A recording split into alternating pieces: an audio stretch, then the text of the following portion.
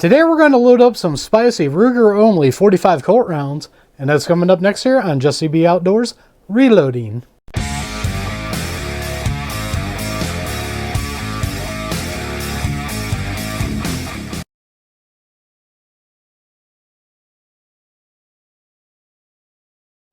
Welcome back everybody, and don't forget to like, share, and subscribe, hit that notification bell, and leave a comment down below if you like videos like this. So let's go over the components that we're going to use in this video today. This is the first time I'm doing 45 Colt this spicy, so I'm kind of excited about it. What we got here is Starline brass with CCI large pistol primers. That's what we're going to use for the brass and the primers. The bullets we're going to be using is a Lee 452 255 round flat nose. That's the bullet we're going to be using. And for these spicy rounds, the powder we're going to use is some Accurate number 9. Now I know this stuff spices up 10 millimeter, so now we're going to try it in 45 Colt. So let's get started. Now one thing before we start reloading here, I put a disclaimer at the beginning of this, and I'm putting a disclaimer here. Do not do my load data and what I'm doing in this video. Do it at your own risk. This is published on Hodgdon's website, but I am not liable for what you reload and shoot. So now let's get started. Alright, now I'm just going to give you a run through real quick of what I got here. I got my Lee Classic turret press here. You can see the rod is missing here. So we are doing this. We're turning the turret up on top, using it like a single stage. I'm doing this old school. Then right here I got my bucket of bullets that we're going to be using. Usually I weigh these out for every charge, but I'm not doing that for this one just because I don't feel like doing it. That's just the way it is right now. Then I got a tray here that has all my cases in it, and they are pre-primed. So YouTube, I'm skipping a step on this. I'm not priming on this one. And then I got my powder trickler here, but it does not like this powder. It is, for some reason, throwing it out the back. So what we're going to do is we're going to scoop it to do our trickle on it, and then I'll put it back in there. Now what I got is, we're going to scroll up here. I got my Lee powder drum right here, and I got this set to 20 grains. My low charge on this is 20.6, and then we're going to trickle up from that. So let's get loading these up. So like I mentioned in the beginning, we're going to do these old school here. So I already got these primed, so we're not going to do that. So we are going to size all 20 cases I got here. And we're just running this like a single stage here. And then what I'm going to do, I'm going to pan over here and show you guys real quick just in case. What I got is all my cases in the tray flipped up with a primer. And then what I'm doing is when I put them back in the tray, I'm doing them with the opened end up. That way I know they have already been sized. And then the next thing we're going to do is flare them. So we'll move back over here. And we'll start sizing them. I like doing it this way just because I know there's people who have never reloaded or are new to reloading, and they want to watch stuff like this, and I just want to show them why I'm doing the things the way I am, and if it helps them out, great. If not, they can just see how I do it, and then we got to watch me fumble it around and pick it up here, but we're not cutting anything out on this. So we'll just size these. Looks like my camera's a little bit close to my handle. I'm going to move that here. But a lot of the old school reloaders, this is the way they did it. They do it on a single stage. And to me, sometimes I just like taking a step back. And that's one thing I like about this Lee Classic turret press, is this allows you to do that when you pull the rod out and you can run it like a single stage. That's one reason why I'll never get rid of this press. This is a very versatile press, and I really like that about it. Always runs nice and smooth. Keep it oiled up, and the maintenance on it, it works great. And I've made plenty of accurate rounds on this, doing this way.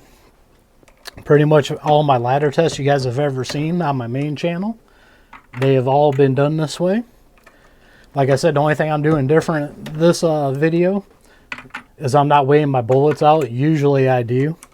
I think my bullets on this one, I used wheel weights, and I think it came out pretty consistent on it. I'm really not worried about that. I just know these are going to be some spicy rounds.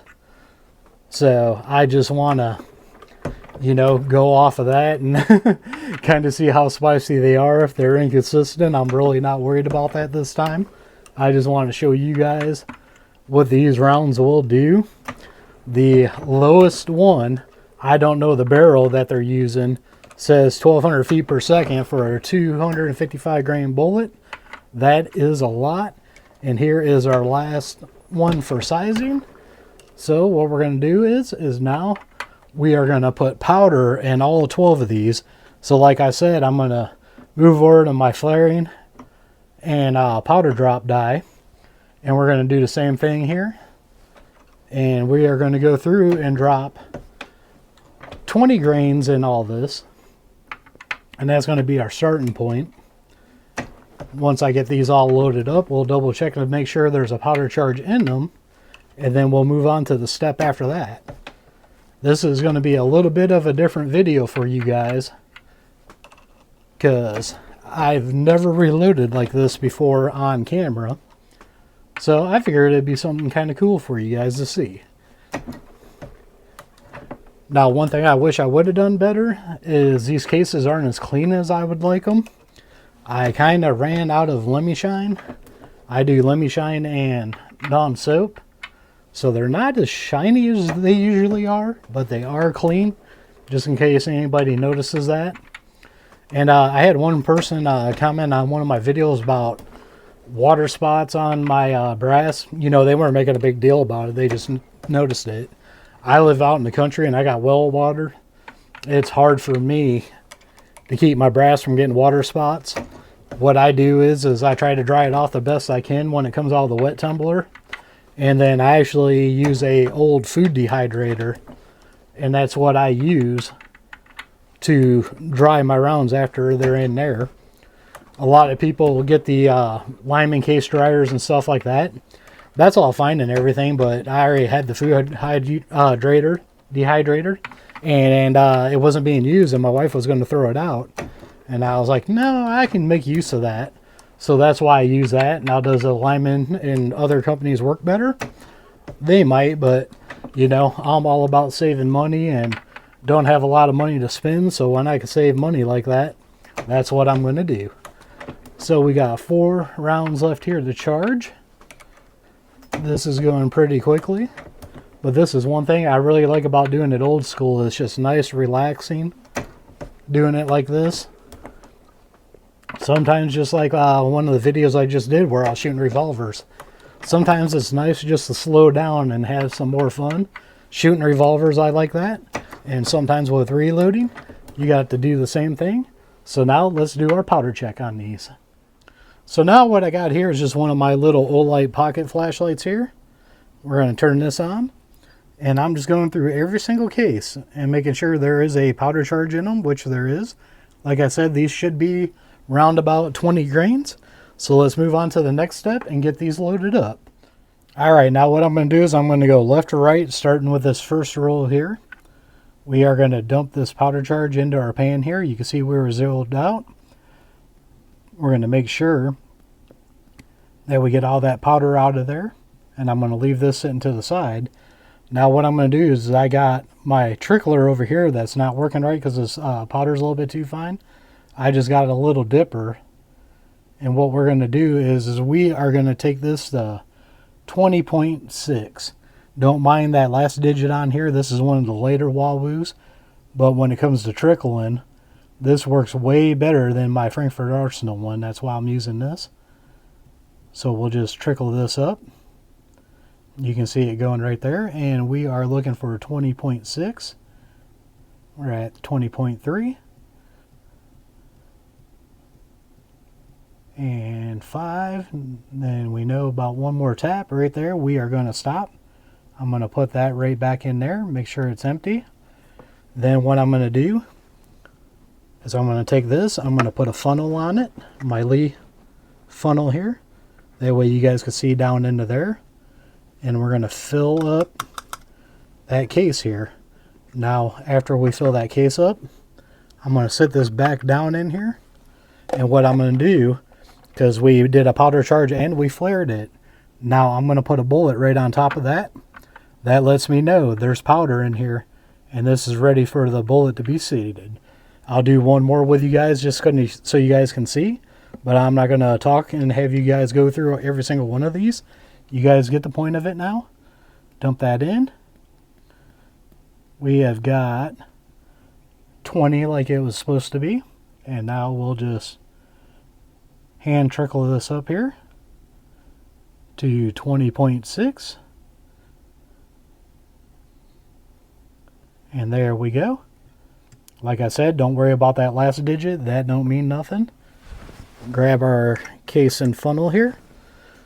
I'm trying to do this around the camera, so that makes it kind of fun.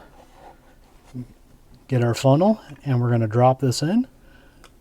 Now I'm going to finish the rest of these off camera, so I'm not reaching around it, and I can get these done and show you what it looks like when it's done. Now we got these all filled up with powder, let's move on to the next step. Now what we're going to do is we're going to turn our turret up on top, and we're going to go to the bullet seating. And what I'm going to do is I'm going to back it off a little bit because I do not remember what I did last on here. So I'm going to put this up here. And we are going to go right to that top crimp groove like I showed in the last 45 Colt video. If you got a crimp groove, you go by that. If you got a cantilever, you try to put it at the top of that cantilever. But we're going to get this dialed in here real quick. Getting pretty close. I'm going to leave that up there for a second and grab something here. I like making sure I'm right there, so I want a very close look at it. This is where a lot of people mess up. They usually, it's not a bad habit, but they put it in the bottom part of the crimp groove. You truly should have it right on the top of it, joining it. That way when you put the crimp in, it goes in there perfect. So that's why I'm doing it this way. This is another thing I'm trying to show the people that might be new to reloading. Now, I don't claim to know everything, but I try to share what knowledge I do have. Alright, right there. That looks like it is dead even. So now we are going to go through here and just do the rest of these and seat these bullets. Double checking them to make sure. We've got 20 of them made up here. I have a feeling if this don't turn out to be too long of a video, I'm just going to end up doing the reloading and shooting on this channel. Sometimes the videos run long, so I split them up, but I think what I'm going to do on this one, I'm going to do it all on this channel. And then I will just link it on my main channel. I'll do a post. And hopefully everybody will see it. Because I know everybody on my main channel likes seeing videos like this. And not all of them know yet about my reloading channel. So I'll try to publicize that over there. But this is where you guys can come in and help me also. You guys can share it yourselves and let all your buddies and everybody know that I got a second channel so they can come over here and sub for when I run into stuff like this. I'll probably leave a comment in the bottom of this video if I'm going to do it separate or not. But as of right now, I think I'm just going to do them all on this channel. But we're seating all 20 of these right now. Everything was nice and smooth on these. Alright, now we've got 5 more to go. And then I will show you the next thing I do. Because there is another step after this, because we are just seating them right now, and I don't seat and crimp in the same step. I like doing them separate. So that's why we are doing these this way. And then what we'll do, we got the last one right here. We'll just keep on going.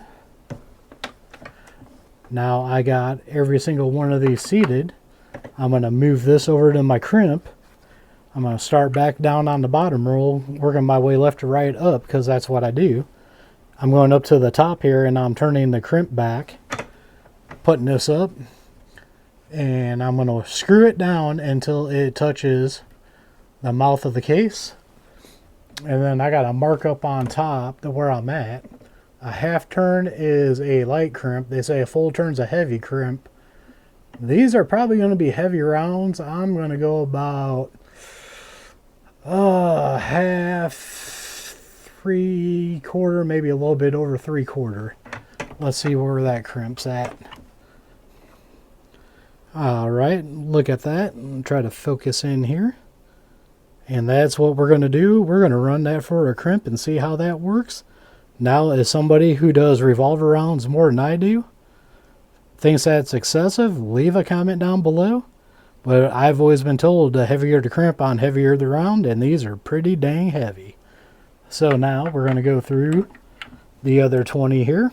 And I'm leaving the crimp all the same because we are going to chrono these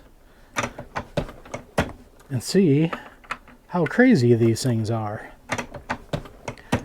Now, one thing that is different on the load data, the reason why I tell you guys not to do this, they're doing a semi-wad cutter on there, and these are round flat points. So the case overall length of mine is different than what they have listed there. I know I say go by the crimp groove, but I measured it just to see, and I am shorter than what they have in the book. So therefore, because I am shorter, I made sure I backed my max charge off, and it's nowhere near the max charge in the book. It's a little ways off of that to compensate for those rounds being shorter, or these rounds here being shorter. I talked about that in one of my other videos too, that if you got to seat your bullet deeper to make it plunk test and work in your gun, you need to make sure you back off your powder charge. The best thing to do is a ladder test. That way you know where you're at. You can look at your primers, see if you got any flattening of your primers. If you don't and have no issues, you're good to go. If you do, well, whatever your last charge was that wasn't flat primered, that's your new max charge, and that's what you need to go by. All right, now we got all 20 of these done. We will pan over here. And now I'm going to show you guys the next step, because all 20 of those beautiful rounds are done. Now we got them all completely done, right? Nope, I still have one more step that I do here. This bottom row, these are the 20.6s. Now this is where other people do stuff different. I just write right on the case. Don't mind me, I'm left-handed and I got bad handwriting. 20.6. That way I know when I do these, I know exactly how much powder is in these, and then I'll put these in a little smaller thing here. I got one that is a 50 rounder. I'll put them in that, and we'll put them in a baggie and take these outside and shoot them. But this is what I do, so I know what rounds it is. Some people make a chart, and what they do with that chart is they will say they'll color these primers blue, and they'll have blue equals the charge on another piece of paper, and then their max load, they'll do the primers in red. And then they know this is just what I do. Like I said, everybody does it different. That's why I tell you guys you don't have to do it the way I do it, but if it helps you out, that is great. So I'm going to do the rest of these off camera. You don't need me to watch me screw my writing up like that on the rest of these, so I'm not reaching around the camera doing them. So I hope you guys enjoyed this video of showing you how I do my ladder test rounds and making up some spicy 45 Colt. I looked back at the footage here, and this video is going to be long enough, so what we're going to do is you're going to be watching this on my reloading channel. If you want to see me shooting these, go over to my main channel and we'll shoot them over there so you guys can see how these turned out. Hopefully these are really going to be fun. They're going to be spicy. I'm expecting my hand to hurt because these are probably the most powerful rounds I have ever made up for a handgun. So these might hurt my hand a little bit, but I hope you guys enjoyed the video. Once again, Hope you guys are enjoying the reloading channel. So as always, don't forget to check the links out down below. Down there I have links to Axle Hearing Protection, Gators Eyewear, and a bunch of other companies I like dealing with. Some got discount codes to save you guys money. Other ones are affiliate accounts that do help out the channel. So don't forget to like, share, and subscribe. Hit that notification bell. Leave a comment down below. We are one nation under God, and I'll see you all on the next one.